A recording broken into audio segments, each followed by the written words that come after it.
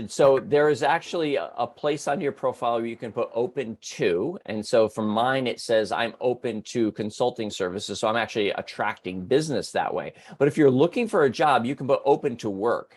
And there's actually, when you load your profile picture, there's a frame that says open to work that you can put there that will show recruiters that you're looking for work. Also, take advantage of your skills section of your profile.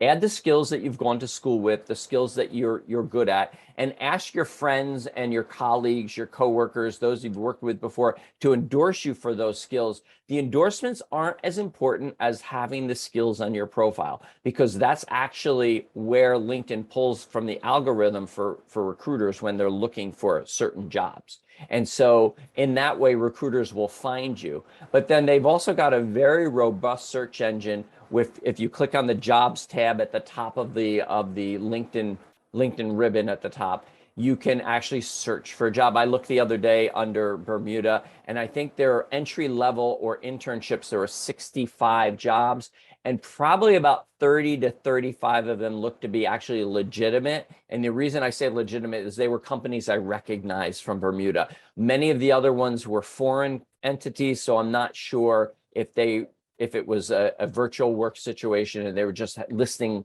Bermuda as a location. But I would really work on building your network.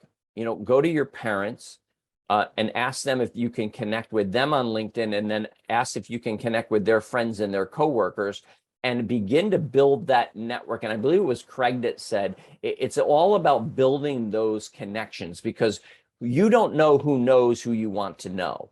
And so once you get to know them, you're able to then go, look, I'll give you a quick story. My daughter, Kiri, was in the theater world. She worked for Disney Theatrical on Broadway, had been there about 8 months, and pandemic hit. She got furloughed and laid off.